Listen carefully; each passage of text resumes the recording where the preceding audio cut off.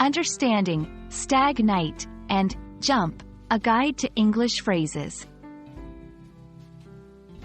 Hello everyone. In today's video, we're going to explore the meanings and usage of two interesting English phrases, Stag Night and Jump. These phrases are commonly used in everyday English and can be quite intriguing for English language learners.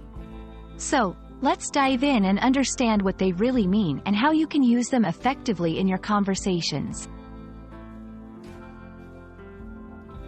Stag Night is a term primarily used in the UK and some other English-speaking countries.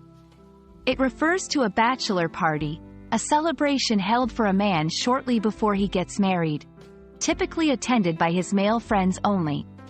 This event is known for its festive and often raucous nature, with various activities planned to mark the end of the groom's bachelorhood. Key points about Stag Night. It is a pre-wedding celebration for the groom. Usually involves male friends and relatives of the groom. Can include activities like dining out, partying, or even traveling. Known as a bachelor party in American English. The word jump in English can be used both as a noun and a verb, and it has several meanings depending on the context.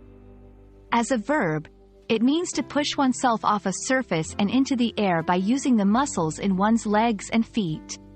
As a noun, it refers to the act of jumping. However, jump can also be used metaphorically in various phrases. Common uses of jump. Literal meaning, to leap into the air. In expressions like jump to conclusions, to make a hasty judgment, or jump the gun, to start something before it's appropriate.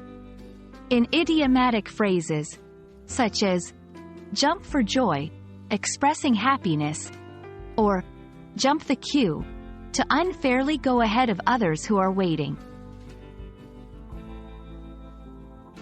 We hope this video has helped clarify the meanings and uses of Stag Night and Jump.